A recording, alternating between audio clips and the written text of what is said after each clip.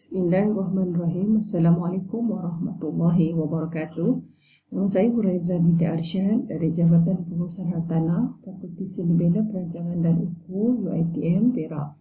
So, hari ini saya akan berkongsi mengenai satu kajian kes berkenaan dengan wakaf pendidikan di negeri Johor. Di negeri Johor, kenapa kajian ini dijalankan di negeri Johor adalah kerana konsep wakaf pendidikan sebenarnya antara yang awal diaplikasi diguna pakai di negeri Johor. So, bila bercakap tentang wakaf, orang ramai lebih melihat kepada tanah perkuburan, masjid, surau. Sebenarnya konsep wakaf juga terpakai untuk pendidikan. So, antara negeri yang awal menggunakannya adalah di negeri Johor. So, kita telusuri sejarah wakaf pendidikan di negeri Johor. Pada awalnya adalah atas titah perintah Duli Yang Maha Muda Sultan Johor pada waktu itu, iaitu almarhum Sultan Abu Bakar, yang berhasrat untuk memberikan satu sistem pendidikan Islam secara formal dan sistematik kepada seluruh warga Johor. So, titah ini terzahir melalui terbinanya Sekolah Agama Kerajaan Johor yang pada awalnya yang dikenali sebagai Sekolah Al-Quran pada tahun 1918. Sekolah ini pada waktu itu Sekolah Al-Quran hanya memfokus kepada pengajian Al-Quran sahaja, dan Sekolah Al-Quran ini telah ditukar nama kepada Sekolah Kitab dan Sekolah Agama Petang.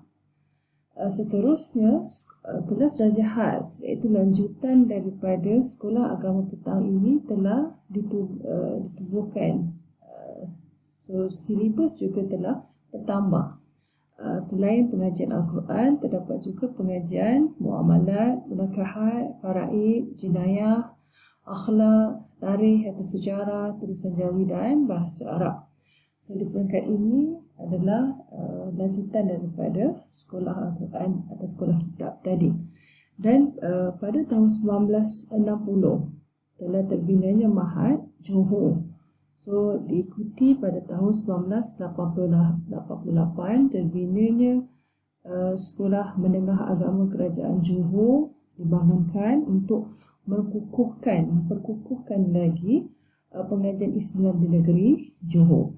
Dan seterusnya diikuti dengan tercetusnya idea untuk menubuhkan Kolej Pengajian Islam Johor ataupun MARSA. Dan pada tahun 2001 Tadika Islam Johor ditubuhkan. So, melihat kepada sejarah ini, peringkat pengajian Islam, pendidikan Islam di Johor adalah merangkumi daripada peringkat rendah dan peringkat menengah, malah di peringkat pengajian selepas SPM.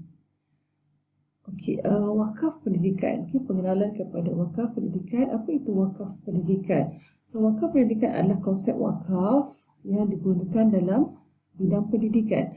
So, konsep wakaf itu sama ada tanah atau bangunan yang didermakan, diwakafkan bagi tujuan pendidikan. Ia boleh jadi pada tanah yang diwakafkan untuk tujuan masjid. So, masjid itu digunakan untuk pengajian agama Islam, ataupun tanah atau bangunan diwakafkan untuk terbinanya sekolah agama.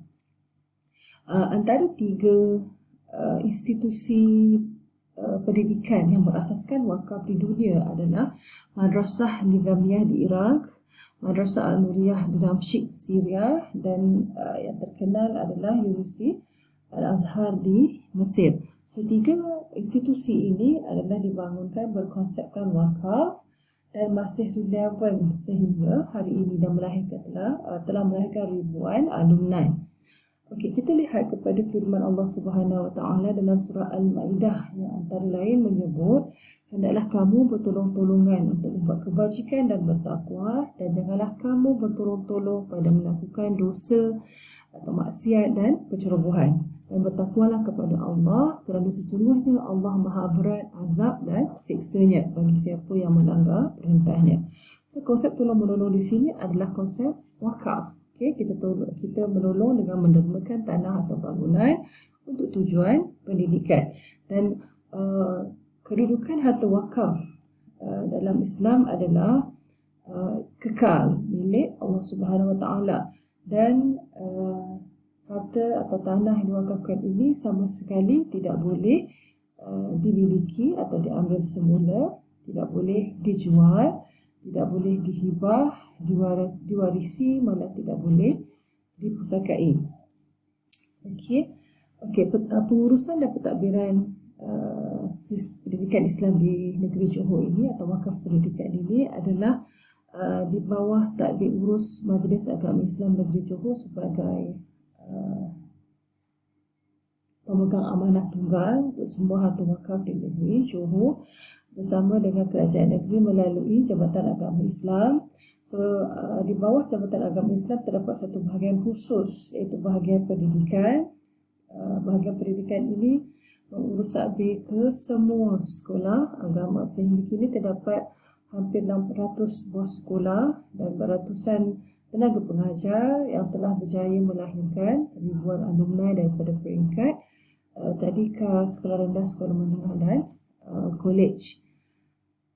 Okey, sebagai kesimpulannya, kita dapat lihat, so amalan berwakaf ini adalah amalan jariah yang berpanjangan. Kenapa dikatakan berpanjangan adalah dia berbeza dengan sedekah.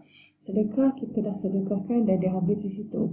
Tapi wakaf, kita telah wakafkan tanah atau bangunan, selagi mana bangunan atau tanah itu diguna pakai, memberi manfaat kepada manusia lain, selama itulah pahala itu berpanjangan. Okey. Dan wakaf dalam pendidikan akan melahirkan golongan cerdik pandai di dunia dan di akhirat. Pembangunan dari segi ekonomi, dari segi sosial, secara tidak langsung. Dan konsep wakaf ini seterusnya sewajarnya diteruskanlah. Dan terkini konsep ini mula digunakan pakai dalam pengurusan dan pentadbiran di peringkat pengajian tinggi, di mana konsep wakaf digunakan dalam aspek pengurusan. Okey. Namun terdapat juga isu-isu terpencil, isu kecil seperti dari segi kecekapan dalam urus tadbir atau cairan modal untuk pembangunan dan isu-isu perundangan, yang sering kali dikaitkan dengan wakaf, dan isu ini sepatutnya ditangani dengan efisien untuk memastikan wakaf ini benar-benar berperanan menjadi instrumen ekonomi kepada umat Islam. Okey, itu sahaja perkongsian daripada saya. Terima kasih. Assalamualaikum.